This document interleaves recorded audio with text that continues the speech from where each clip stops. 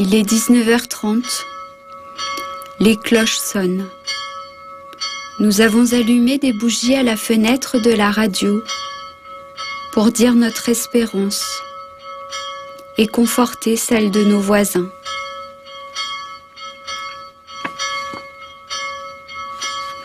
À la demande des évêques de France, que chaque disciple de Jésus dans sa maison ouvre sa Bible et lise, seul ou en famille, le récit de l'Annonciation dans l'Évangile selon saint Luc, au chapitre 1, versets 26 à 38.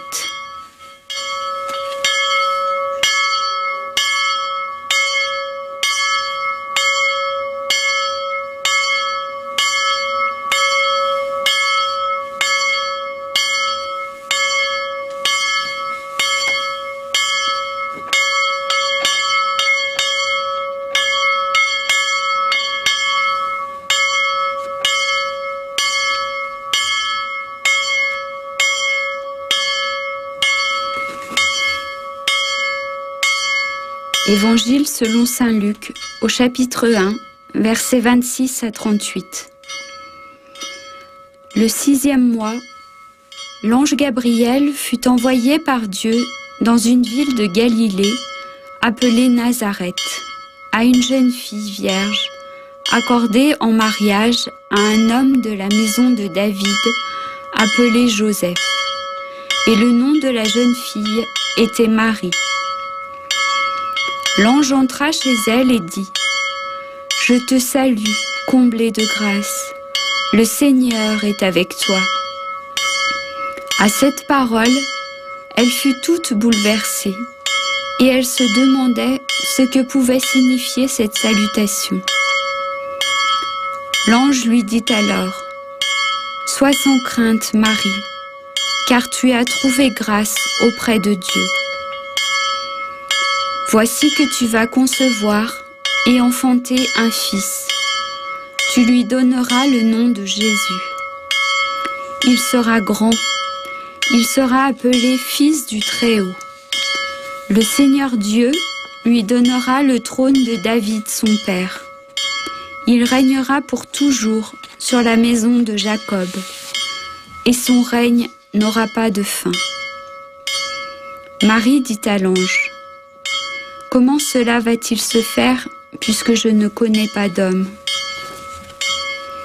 L'ange lui répondit : « L'Esprit Saint viendra sur toi, et la puissance du Très-Haut te prendra sous son ombre. C'est pourquoi celui qui va naître sera saint. Il sera appelé Fils de Dieu. Or, voici que dans sa vieillesse, Élisabeth, ta parente, a conçu elle aussi un fils, et en est à son 6e mois, alors qu'on l'appelait la femme stérile, car rien n'est impossible à Dieu.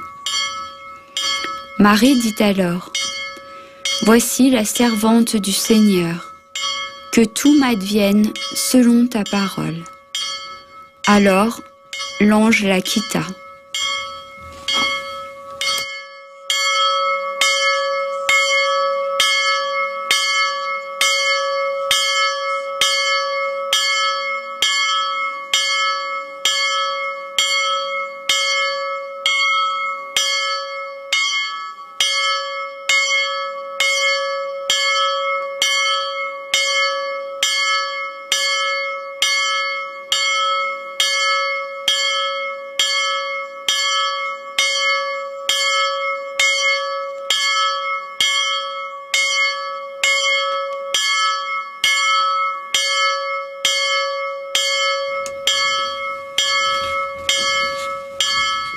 Vierge Marie, protège-nous et aide-nous à mieux accueillir Jésus dans nos maisons, dans nos cœurs, dans nos vies, comme tu l'as fait toi-même pour nous.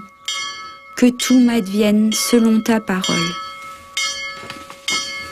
Je vous salue Marie, pleine de grâce. Le Seigneur est avec vous. Vous êtes bénie entre toutes les femmes, et Jésus, le fruit de vos entrailles, est béni.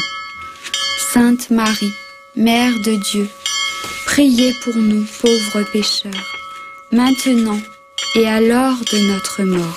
Amen.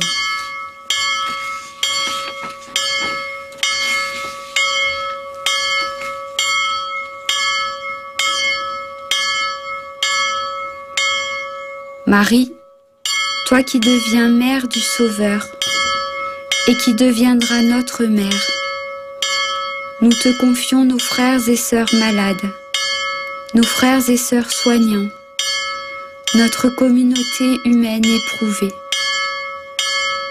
Marie, nous voulons aimer nos frères et sœurs comme nous aimons Jésus, le fruit béni de tes entrailles, lui qui a pris sur lui nos souffrances et nos péchés.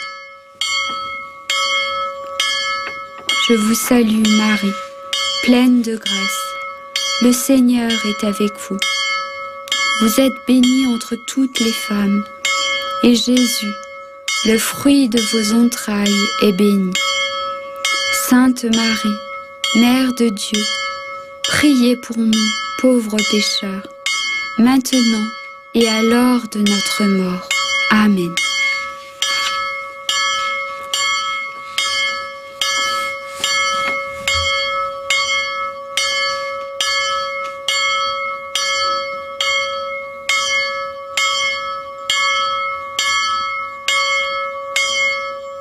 Marie, nous te confions nos craintes et nos doutes, à toi qui fus toute bouleversée et qui s'interrogea. Comment cela va-t-il se faire? La peur d'une vie remise à Dieu, différente de celle dont nous rêvons, rejoint la peur de la mort. Marie, tu connais la mort de l'intérieur, et nous pouvons te dire sans cesse, prie pour nous, pauvres pécheurs, maintenant et à l'heure de notre mort, comme l'Église nous l'a appris.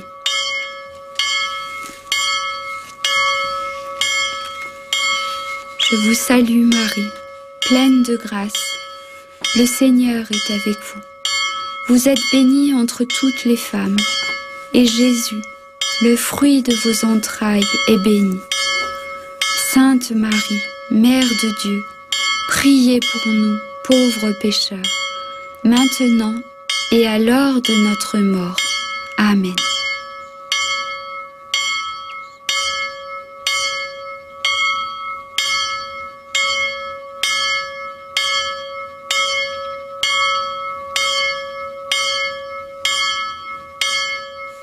Poussés par l'Esprit Saint, Jésus, nous te demandons de nous guérir.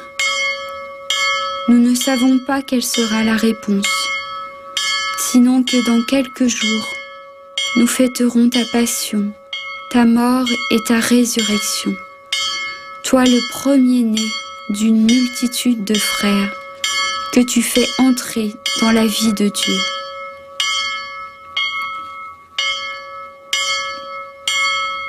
Je vous salue Marie, pleine de grâce, le Seigneur est avec vous. Vous êtes bénie entre toutes les femmes, et Jésus, le fruit de vos entrailles, est béni. Sainte Marie, Mère de Dieu, priez pour nous, pauvres pécheurs, maintenant et à l'heure de notre mort. Amen.